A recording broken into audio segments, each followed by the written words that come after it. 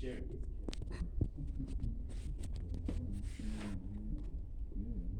Anything else? You have a better understanding of what we say when we say ministering now? Yeah. Sorry, I'm using you as an example. No, you can. All right. I'd use the word knowing, like knowing who's in the family, what special events are happening, what things are happening in their lives, what do they need help with. Like knowing sort of encompasses a lot of those things. Yeah. Introduce. Introduce. Got it. So I'm going to put someone on the spot here right now. I don't want to do that actually. But ask yourselves, which of the ministering families that I look after has a birthday next? Do we know? They're all older women, you don't ask those. Or what's a significant event that's coming up in their lives that we can be helpful and there for them? Good or bad? If you don't know, that's fine. I think everybody in that room is in that situation, and that's okay. But it takes 5 minutes to fix a situation. In Ward Council last week, Bishop encouraged us to, when we're ministering, if we can pray for those that we minister to. Pray, calling them by their name and praying for them. But also, Bishop has asked if we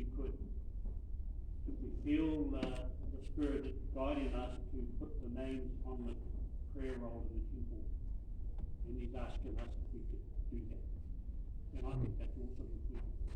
Bishop has also told us last week that he's seen miracles happen just in 1 week with this sort of, praying for our family by name. And I think that helps us to become more connected, I guess, with our families. Thank you, President. I had a ministering to Brother Miles in Perth. This is going back a long time, but he was in a nursing home, and so priesthood, we went there, and he had an Alzheimer's, couldn't remember much, and there was a piano there, and I got to play a little song for him, and because I used to play for church dances, and next thing, his wife was with him, next thing he remembered who I was, his memory came back, he's dancing all around the place, and all the memories came back. And that ministering service brought a blessing, not just for him, but for us as well, that it was worth visiting him, even though he had this Alzheimer's. So ministering, loving and outreaching to people, touch the hearts,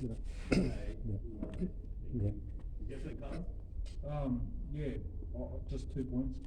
One is that if you go to Gospel Topics, it says ministry is Christ-like caring for others. So I think it's important to include Christ because the way that we care might not be the way that Christ cares. And so it's important that we try to figure out how he did it and then what we should do as emulate him. And the second point that I had was that sisters minister in a different way than brothers do. We hold the priesthood, and you could say that it's closely connected to a priesthood duty to minister to others. And so all the blessings that come from the priesthood are tied to that as well. Thank you. Taylor, I'm sure there's a lot of words there that you might not recognize, but we understand. As I say, it's not how much you know, it's how much you care. And the more you care about people, and also, I think it's Brother Bennett said, remember their birthdays, remember events in their life that are special, and just show that you really take an interest in families and people, in ministering to them. We'll go with you, and you'll be the last one because we've got to get to this other section. I hate doing that. I love letting things just go, but I'm on a time schedule. I just want to know, are we also responsible in ministry to get the addresses right? Who's responsible for that? Everybody's Not responsible just the for clerk. everything. Everybody's No, the clerk is responsible for If you know what's wrong, then let the clerk know and get it fixed. Yeah. What do they know? Find out. We don't know what they are. That's a chat, but everybody's responsible for it. Yeah.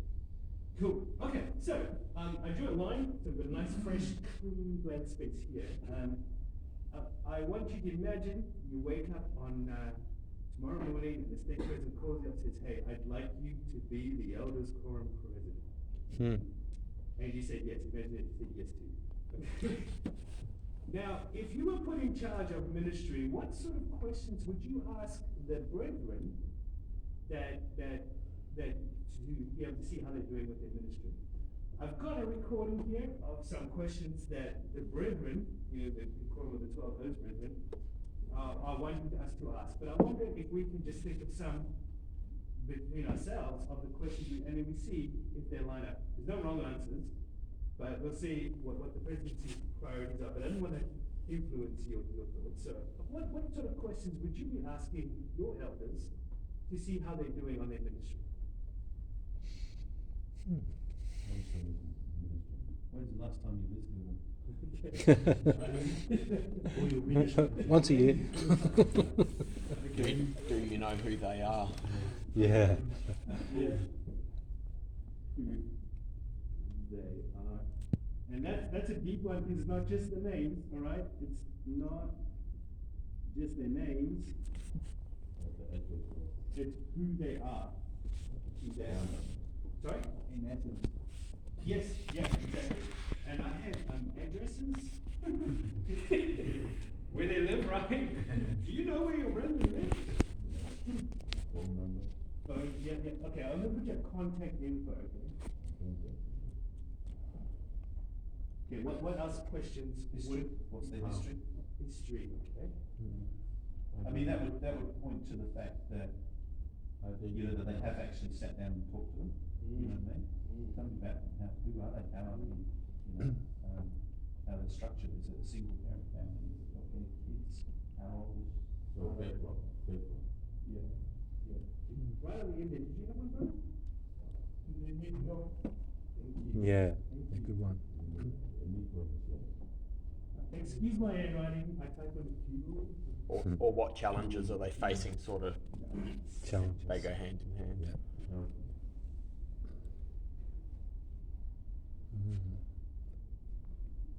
Anything else? What would you ask the brethren? I think you gotta act upon when people need assistance, you need to act, that's administering to them. Sometimes somebody asks for help and, I'll see about that tomorrow, but you need to act straight away, you need to action it straight away.